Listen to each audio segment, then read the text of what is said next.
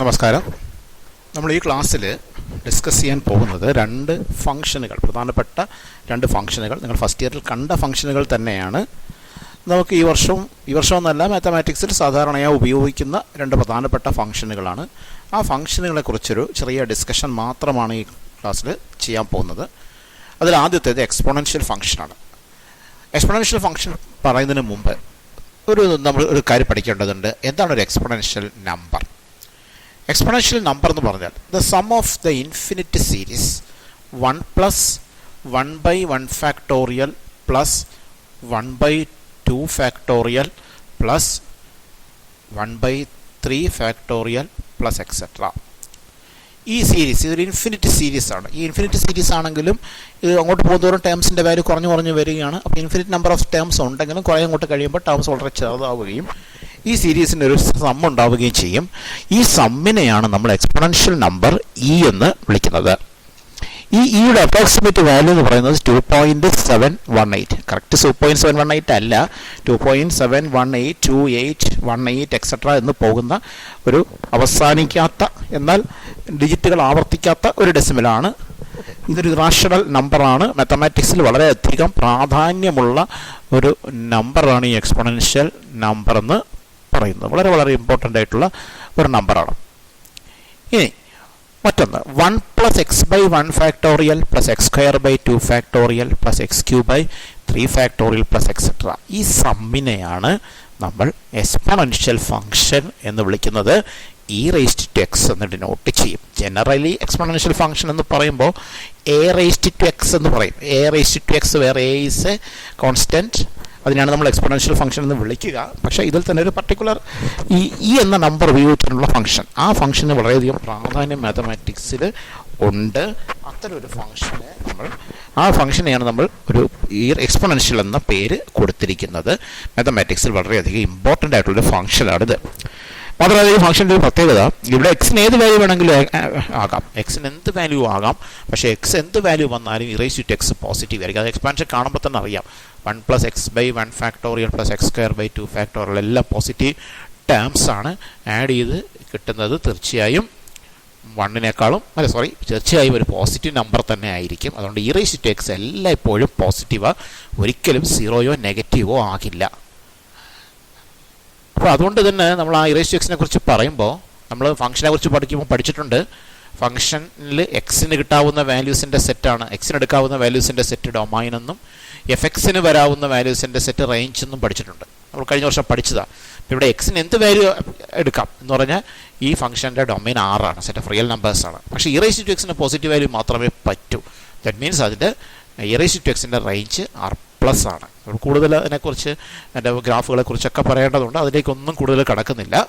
ഇപ്പോൾ erase to X എന്ന function കുറിച്ച് പ്രധാനപ്പെട്ട ഒരു ഫംഗ്ഷനാണെന്ന് അറിഞ്ഞിരിക്കുക. ഇറേസ് ടു മൈനസ് എക്സ് കൂടി നിങ്ങൾ അറിഞ്ഞിരിക്കുക.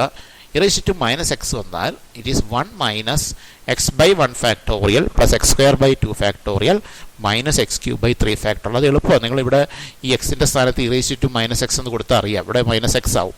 എക്സ് സ്ക്വയർ വരുന്നിടത്ത് minus x the whole square, പക്ഷേ പ്ലസ് എക്സ് സ്ക്വയർ തന്നെ ആവും. Minus x the whole cube എടുക്കുമ്പോൾ മൈനസ് എക്സ് ക്യൂബ് ആവും. അടുത്ത minus x the whole raise to 4 എടുക്കുമ്പോൾ പ്ലസ് എക്സ് റേസ് ടു 4 ആവും. അതായത് ഓഡ് പവർ വരുന്നിടത്തെല്ലാം നെഗറ്റീവ് ആവുകയും ഈവൻ പവർ വരുന്നിടത്തെല്ലാം പോസിറ്റീവ് ആവുകയും അങ്ങനെ ഒന്നര വിട്ട് പോസിറ്റീവ് നെഗറ്റീവ് വരികയും ചെയ്യും. പക്ഷേ ഇവിടെ ഇറേസ് ടു മൈനസ് എക്സ് എന്ന് പറഞ്ഞാൽ അത് ശരിക്കും 1 ഇറേസ് ടു എക്സ് ആണ്. ഇറേസ് ടു എക്സ് പോസിറ്റീവ് ആയതുകൊണ്ട് 1 ഇറേസ് ടു എക്സും പോസിറ്റീവ് തന്നെ ആയിരിക്കും. അപ്പോൾ ഈ ഫംഗ്ഷൻ എല്ലായ്പ്പോഴും പോസിറ്റീവ് ആയിരിക്കും. അത്രയുമാണ് ഇതിനെക്കുറിച്ച് അറിഞ്ഞിരിക്കേണ്ടത്. ഇനി ലോഗരിതം, അനദർ ഇമ്പോർട്ടൻറ്റ് ഫംഗ്ഷനാണ്. ഇതും ഫസ്റ്റ് ഇയറിൽ നിങ്ങൾ കണ്ടതാണ്, ഒന്നുകൂടി ഓർമ്മിപ്പിക്കുന്നു എന്നുള്ളതേ ഉള്ളൂ. ലോഗരിതം ഡിഫൈൻ ചെയ്ത രീതി ഇങ്ങനെയാണ്: y = a raised to x where a is greater than 1. a more than 1 ആയിരിക്കണം, 1നേക്കാൾ കൂടുതലായിരിക്കണം. Then we define logarithm of y to the base a is x.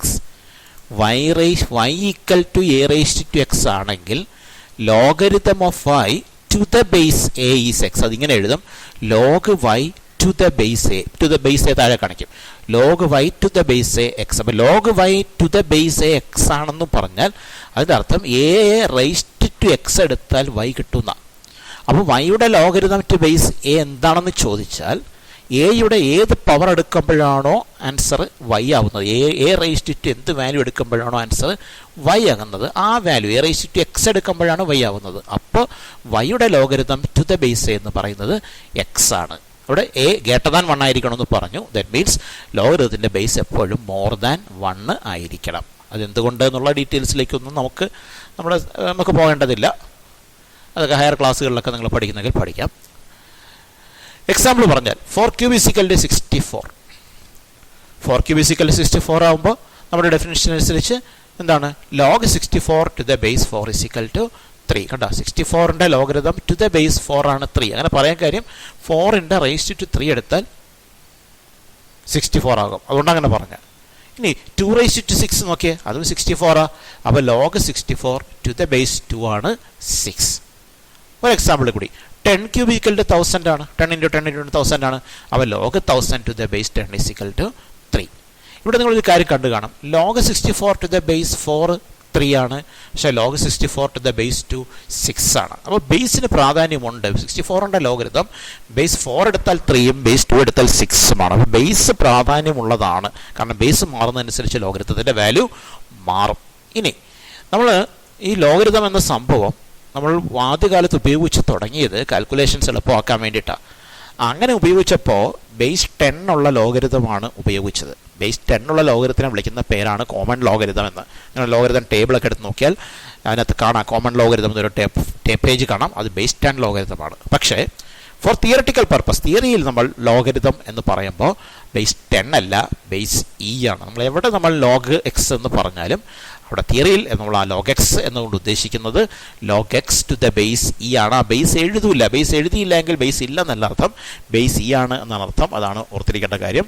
Four theoretical purpose we take base of logarithm as e. അപ്പോൾ അങ്ങനെയാണെങ്കിൽ നമ്മൾ നേരത്തെ പറഞ്ഞ definition ഒന്ന് ആലോചിച്ച് നോക്കുക. ലോഗരിതത്തിൻ്റെ ഡെഫിനിഷൻ പറഞ്ഞ എങ്ങനെ, a raise to x is equal to y then log y to the base a is equal to x. അപ്പോൾ ആ എ ബേസിൻ്റെ സ്ഥാനത്ത് ഇ ആക്കി. അപ്പോൾ എന്ത് പറയാം, y is equal to e raised to x, അല്ലെങ്കിൽ e raised to x is equal to y, then log y to the base e is equal to x എന്ന് പറഞ്ഞൂടെ. അപ്പോൾ അങ്ങനെ പറയാം, if e raised to x is equal to y, then log y to the base e is equal to x.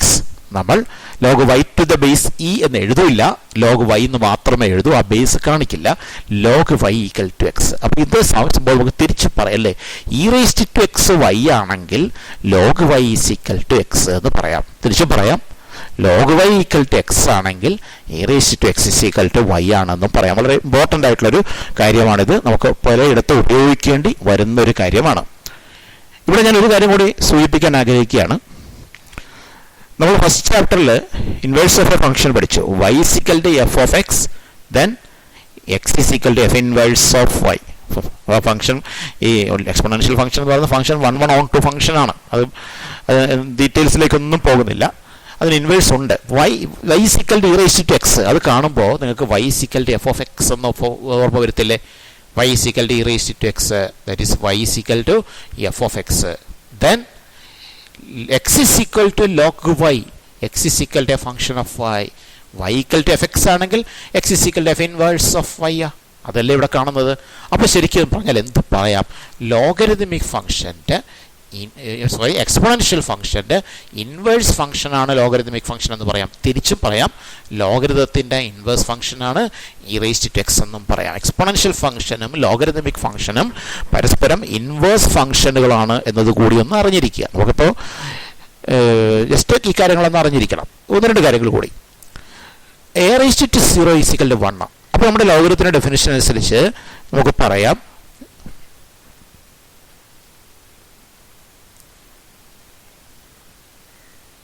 A raise to 0 is equal to 1 ആണ്. അപ്പോൾ നമുക്ക് ലോഗരിതത്തിൻ്റെ definition വെച്ച് പറയാം, log 1 to the base a is equal to 0. ഇവിടെ എയുടെ സ്ഥാനത്ത് ഏത് നമ്പർ വന്നാലും, ഏതൊരു എ ഗ്രേറ്റർ ദാൻ 1 ആണെന്ന് നേരത്തെ പറഞ്ഞല്ലോ, 1നേക്കാൾ വലിയ ഏത് നമ്പർ അവിടെ വന്നാലും ആ നമ്പർ റേസ് ടു 0 എടുത്താൽ 1 കിട്ടും. അപ്പോൾ log 1 to the base a 0, that means logarithm of 1 to any base. Any base എന്ന് പറയുമ്പോൾ ഓർക്കുക, ബേസ് 1നേക്കാൾ കൂടിയ നമ്പർ മാത്രമേ ബേസ് ആയി വരത്തുള്ളൂ, അത് ഓർത്തോളാം. ഏത് ബേസ് എടുത്താലും വാല്യൂ 0 ആയിരിക്കും. ഇപ്പം ഇനി മുതൽ ലോഗ് 1 എന്ന് കണ്ടാൽ ആൻസർ 0 എന്ന് എഴുതാം. ഇനി a raise to 1 equal to a ആണ്. അപ്പോൾ നമുക്ക് പറയാം log a to to the base a is equal to 1. അതിൻ്റെ അർത്ഥം എന്താ? ഒരു നമ്പറിൻ്റെ ലോഗരിതം അതേ ബേസിലെടുത്താൽ 1 കിട്ടും എന്നാണ്. Logarithm of A number two the same base is 1. അങ്ങനെയാണെങ്കിൽ നമ്മൾ നേരത്തെ പറഞ്ഞല്ലോ, നമ്മൾ ബേസ് എഴുതിയില്ലെങ്കിൽ ബേസ് ഇ ആണെന്ന് പറഞ്ഞല്ലോ, എക്സ്പോണൻഷ്യൽ നമ്പർ ആണെന്ന് പറഞ്ഞല്ലോ. അപ്പോൾ നമ്മൾ ലോഗ് ഇ എന്ന് എഴുതിയാൽ എന്താ അർത്ഥം? ബേസ് എഴുതിയിട്ടില്ല. ബേസ് എഴുതിയിട്ടില്ലെങ്കിൽ അതിൻ്റെ അർത്ഥം ബേസ് ഇ ആണെന്നാ. അപ്പോൾ നമുക്കതിനെ log E to the base E is equal to ആണ് എന്ന് എഴുതാം. It is 1. That means log E equal to 1. ഇപ്പോൾ പഠിച്ച രണ്ട് കാര്യങ്ങൾ ഓർമ്മ വേണം. Log 1 equal to 0, log E is equal to 1. ഇനി ഓർത്തിരിക്കേണ്ട പ്രധാനപ്പെട്ട ചില തിയറങ്ങൾ കൂടി പറയുകയാണ്. Theorems on logarithm. ആദ്യത്തെ തിയറം, log A B equal to log A plus log B. അതിൻ്റെ അർത്ഥം എന്താ? ലോഗ് എ ഇൻറ്റു ബി, രണ്ട് നമ്പേഴ്സ് മൾട്ടിപ്ലൈ ചെയ്തിരിക്കുന്നു, അതിൻ്റെ ലോഗരിതം എന്ന് പറയുന്നത് log A plus log B എന്നാവും. ദാറ്റ് മീൻസ് രണ്ട് ലോഗരിതങ്ങളുടെയും സമ്മാവും. Product A into B product ആണ്, അതിൻ്റെ ലോഗരിതം, പ്രോഡക്റ്റിൻ്റെ logarithm equal to log A plus log B, എയുടെയും ബിയുടെയും ലോഗരിതങ്ങളുടെ സമ്മ്.